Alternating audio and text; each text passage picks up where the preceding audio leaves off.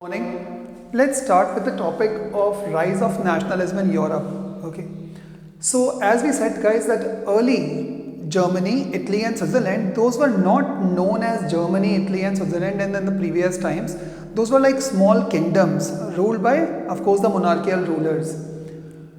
Now these kingdoms had never got that nationalistic kind of feeling for which they would fight.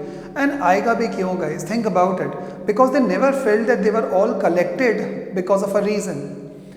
So Eastern and Central Europe was mainly being ruled by the autocratic monarchies or the autocratic rulers. As I told you that there was this absence of collective identity, and that's the reason why there was different languages being known, different so-called ethnic classes were over there, and हर एक को यही लगता था जब बहुत सारे religions and बहुत सारे regions होते हैं, हमारा region आपसे better है, हमारा religion आपसे better है, हम better हैं आपसे, ये ऊपर ये नीचे and so on and so forth. For example, if you can see Habsburg Empire. Now these points are of course written for the sake of when a question would come that what lacked at that particular time which was not allowing the people to gel together as a collective identity. So you can write all those points. Habsburg Empire, and that was being run in Austria and Hungary.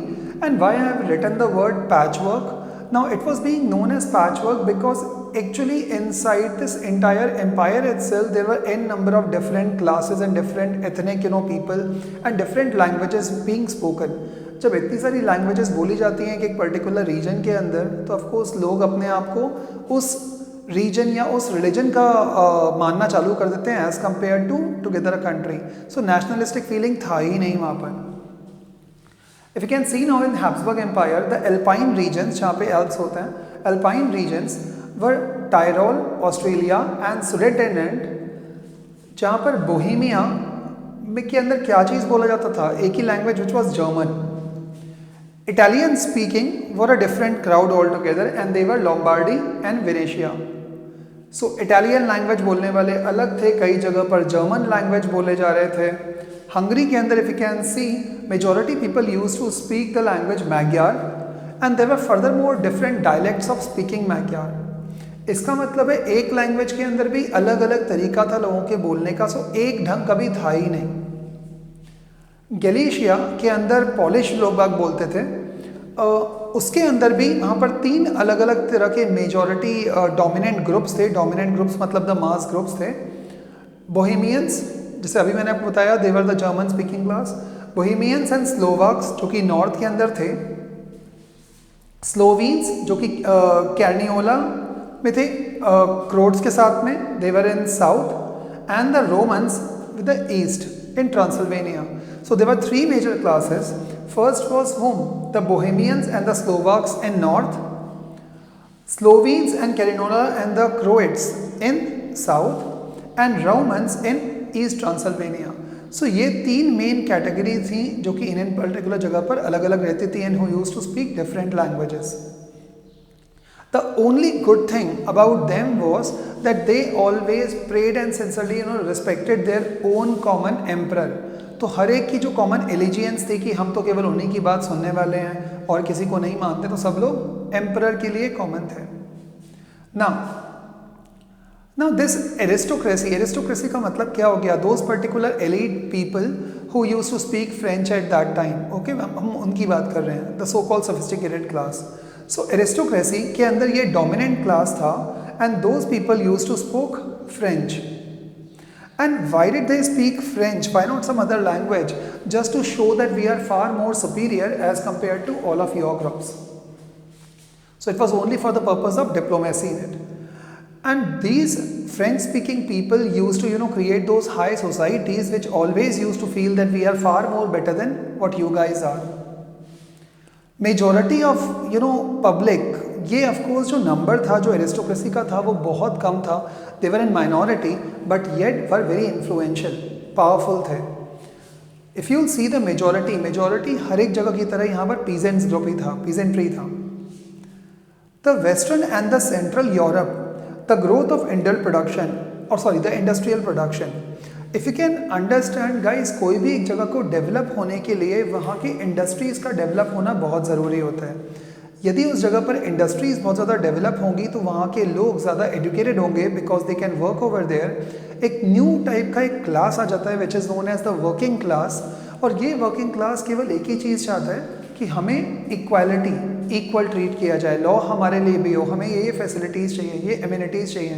Then comes the demand and since education है इसके अंदर बीच में, तो education will always make you free and that's what exactly happened over here. So western in the central Europe के अंदर if you can see the growth of industrial production started and इसकी वजह से growth of the commercial class also established. And ये commercial class करता क्या था, जो भी जो गुड्स यहाँ से आते थे प्रोडक्शन के बाद में, and they use to sell all those particular goods in the market of course. So they were based on the production. Industrialization was not uniform all across the Europe. If you can see, England was the first to receive this industrialization. Of course, you are going to read that the age of industrialization, maybe आप पढ़ोगे. Industrialization in England started actually well, in the advanced stages of second half of the 18th century. But in France and Germany, it came pretty after, and that was after around 40 and 50 years, and that was after 19th century. Now, as I told you that because industrialization came along, there was this new class which developed, and that was the working class, the educated middle class, and who wanted good kind of life for them, for themselves as well as their children. And then they started, ideas of national unity. उन लोगों ने बोला कि एक ही reason में अलग अलग लोग बाग अलग अलग ढंग से जा रहे हैं, so why don't we have a collective identity for our region. The Latin word means liber. Liber मतलब free, freedom के लिए. Okay. Now liberalism, of course, for different kind of crowd actually meant different things. So liberalism stood for what? For the end of autocratic rule. अब सबको मालूम पड़ चुका था after the French revolution कि French revolution के अंदर autocracy का हटना बहुत ज़रूरी है, तभी हम जाकर के अपने आप को लिबरेट कर पाएंगे या लिबरल क्राउड बोल पाएंगे। बहुत सारे डिमांड्स उस तरह पे आना चालू हो गए which sets inviolability of private property.